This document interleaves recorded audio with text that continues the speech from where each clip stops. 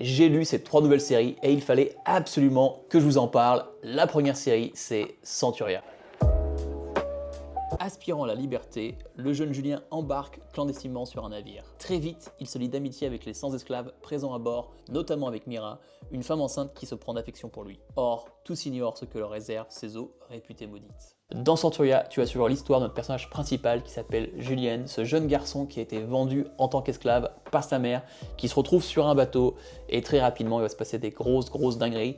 Ce que j'adore avec Centuria, c'est que très rapidement tu t'attaches à ces personnages. Que ce soit aussi bien Julien qui est ce jeune garçon qui a vraiment eu une vie pourrie, qui n'a jamais connu l'amour et l'affection d'une mère. Très rapidement, il va rencontrer cette femme qui s'appelle Mira, qui est une femme enceinte sur ce bateau. Ils vont se lier d'affection. Il y a aussi Engvall, cette knight extrêmement badass qui me rappelle Nikaido de Dorohedoro. Là où le manga brille, c'est par rapport à son thème qui est de la dark fantasy. Tu auras beaucoup d'émotions pendant ta lecture. Les dessins sont juste incroyables. Le chara-design des monstres est vraiment unique.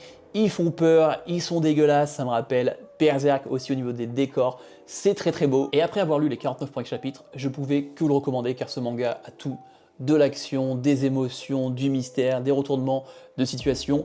J'ai lu l'équivalent de 5 tomes et j'ai l'impression qu'on n'est qu'à la surface. Il y a tellement de choses à découvrir, que ça soit les intentions du grand méchant, l'acquisition des pouvoirs, parce que oui, c'est un manga de dark fantasy à l'époque des chevaliers, mais il y a aussi des gens qui ont des pouvoirs grâce à ces sortes de dieux. Il y a aussi le moyen d'avoir les pouvoirs par rapport au père et à la mère. Donc là, il y a tout un système de pouvoirs qui, après 5 volumes, encore assez noir. Mais si tu aimes la dark fantasy, fonce, tu vas kiffer Centuria. Le manga suivant n'a pas encore de date officielle en France, on va parler de Mad.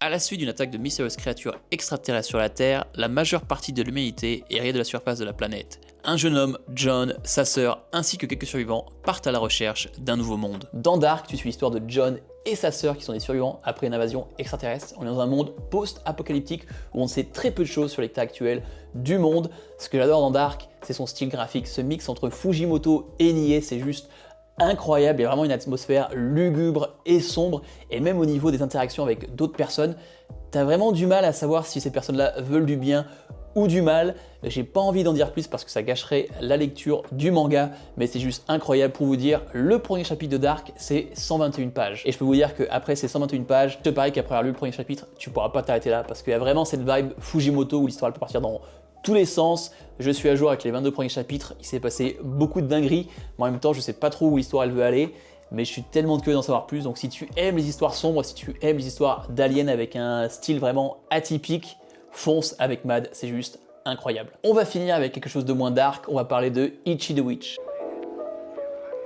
Dans un monde où seules les femmes peuvent devenir sorcières en passant des épreuves imposées par des entités magiques appelées Magic, Ichi, un jeune garçon élevé seul dans les montagnes, défie cette règle. En réussissant l'épreuve du Magic Uroro, il devient le premier sorcier masculin de l'histoire. Aux côtés de l'Escara, il forme une équipe dédiée à la chasse au Magic, hostile aux humains. Ichi the Witch, c'est la dernière pépite du Jump et je comprends pourquoi. J'ai lu les 30 premiers chapitres et c'est juste incroyable. Dans Ichi the Witch, on va suivre notre personnage principal qui s'appelle Ichi, qui est un jeune homme qui vit seul dans la forêt, c'est un chasseur. Dans ce monde, la magie existe, mais seulement les femmes peuvent devenir des sorcières.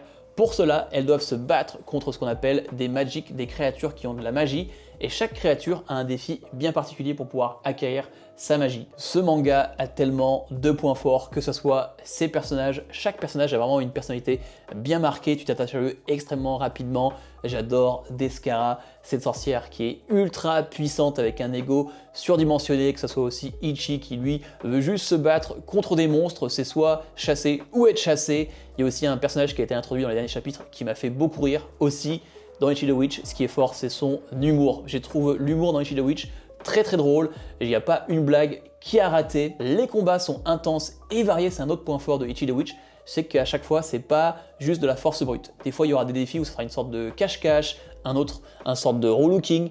Le truc, c'est que ça part dans tous les sens, mais là où c'est fort, c'est que ça fonctionne. Et même au niveau des combats, les sorcières, elles peuvent utiliser plusieurs sorts, ce qui ajoute une complexité dans les fights. On l'a bien vu dans les derniers chapitres. Tout ça est sublimé par un dessin qui est juste incroyable. Franchement, si tu l'as pas encore fait, Ichi the Witch, c'est la nouvelle pépite, il faut absolument la lire. Tu peux le faire sur l'application Manga Plus, totalement gratuitement. Franchement, fonce, tu vas kiffer. Voilà mes dernières recommandations. Dis-moi dans les commentaires si un des mangas te fait de l'œil, aime cette vidéo, abonne-toi à la chaîne.